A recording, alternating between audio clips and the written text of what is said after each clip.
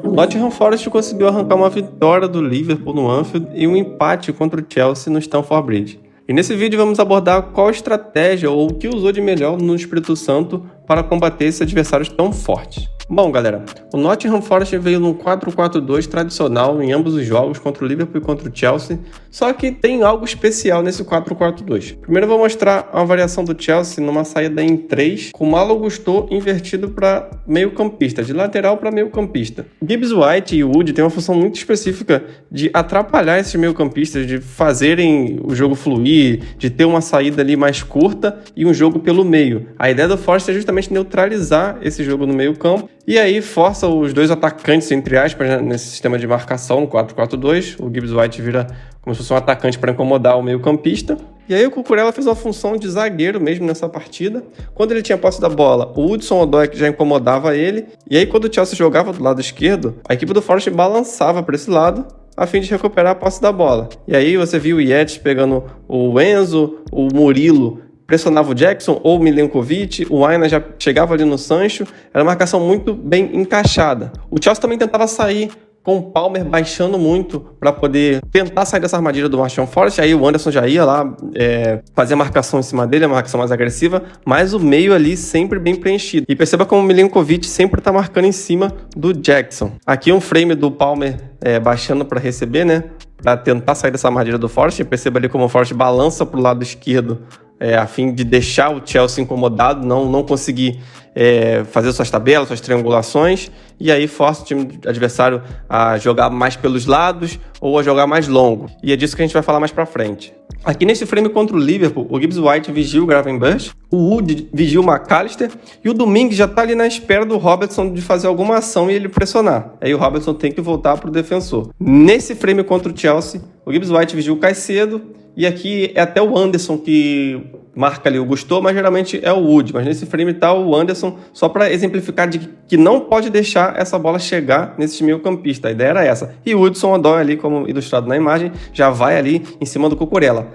Isso não acontecia do outro lado. No lado do Fofana, a equipe não pressionava o Fofana, justamente porque a ideia não era essa, não era pressionar os defensores. E aqui mais um frame dos volantes do Chelsea cercados, e o Yates dá o bote ali no Enzo Fernandes, incomodando ali a saída, que o Enzo joga um pouco mais pro lado ali desse 3-2-5, entre aspas, do Maresca. O Enzo ele dá um salto mais à frente, né, nessa linha do meio campo. Eu particularmente não gosto, prefiro o Enzo Fernandes no jogo mais de trás. Mas é assim que o Enzo Maresca enxerga a função dele.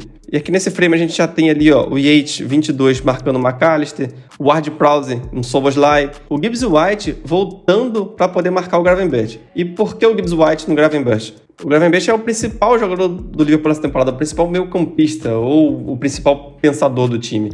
Então, o Gibbs White incomodando o Gravenberch, o Liverpool não conseguia dar continuidade no seu jogo, não conseguia sair as grandes ideias do seu principal meio-campista. E aí foi um jogo muito difícil para o Liverpool. Para quem assistiu essa partida sabe que o jogo foi de poucas oportunidades e o Nottingham Forest marcou muito bem, estava muito mais inteiro na partida. E aqui o frame contra o Liverpool, o posicionamento padrão. O que o Liverpool era obrigado a fazer? Já que o Van Dijk é especialista em lançamento, ele buscava muito esse lançamento para o Salah, no mano a mano contra o Moreno. O Arnold também já caía um pouco por ali, vigiado pelo Anderson. E o Liverpool forçava muito esses lançamentos. E nesse frame dá para ilustrar bem como o Nottingham Forest não pressiona fundo. A ideia não é essa, não pressionar os zagueiros lá no alto, né? O Van Dijk tem essa liberdade para pensar, o Konaté também.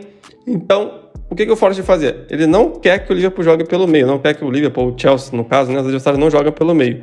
Então, os atacantes ficam ali, esperando, tentando interceptar o passe, só de olho ali, mas a ideia é marcar os meio-campistas. Aqui mais um frame, o Robertson, o Van Dijk e o Konaté, totalmente livre, não é aquela pressão no bloco alto, é um bloco médio para baixo ali do Nottingham Forest, às vezes médio, às vezes baixo, mas na maioria das vezes médio, mas sempre com os defensores do Liverpool podendo ter liberdade para arrancar com a posse. Mas parava sempre no meio, aí o Liverpool era obrigado a lateralizar o jogo, a jogar mais pelos lados com o Salah, com o Dias ou com o Gakpo, né, que entrou até no segundo tempo. Outro ponto forte a se destacar no Nottingham Forest é como os seus defensores marcam muito bem os atacantes da equipe adversária.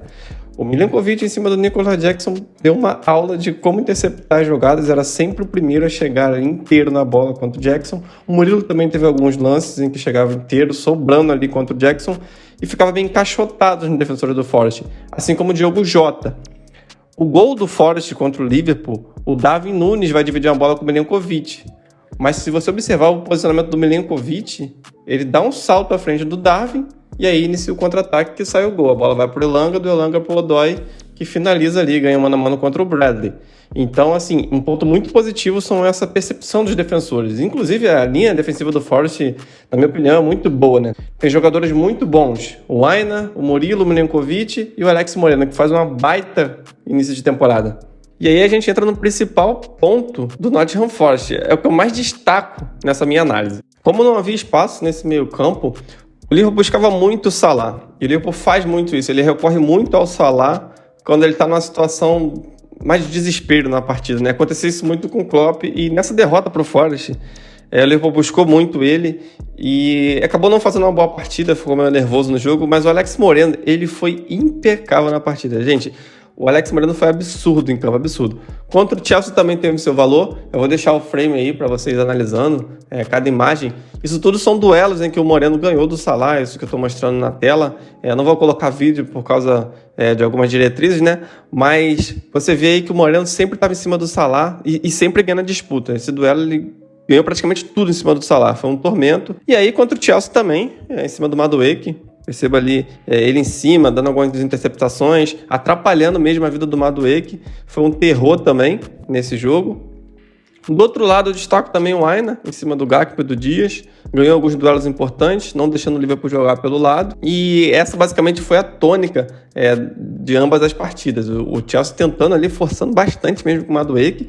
E barrava ali no Alex Moreno. O Liverpool forçando com o Salah, barrava também no Alex Moreno. Com os números, com os stats ali do Moreno, do Murilo, de todos os jogadores do Forest na parte defensiva mesmo, eu peguei só os jogadores de defesa. E, cara, o Moreno ganhou 10 duelos e o Murilo também venceu 10. O Murilo, a gente só ouve falar assim, o Murilo jogou bem hoje, o Murilo foi muito bem. Mas, gente, assistindo a partida, eu tive outra visão, uma visão melhor ainda do que falam, né? Porque a gente assistindo o jogo é uma coisa, as pessoas falam por alto, né? Eu não gosto muito de me basear na opinião de comentários soltos. E, cara, o Murilo tem posição física absurda. Nas divididas ele tá sempre muito inteiro nas jogadas. E, cara, é assustador. Você vê ele jogando, é assustador a maneira como ele se posiciona e como ele sempre tá bem nos lances. Sempre inteiro. Inclusive é algo que ele precisa dosar, entre aspas, né? Às vezes essa imposição física acaba atrapalhando. O pênalti que ele comete no Andrés Pereira contra o Fulham foi exatamente nesse quesito que eu tô falando. Ele vai com força excessiva e sem querer, cara, ele vai disputar a bola pelo alto e pisa no pé do Andrés Pereira. E aí foi o pênalti do Fulham que ganhou aquele jogo de 1-0. O Forest foi até melhor no jogo, mas acabou perdendo justamente por causa desse pênalti do Murilo.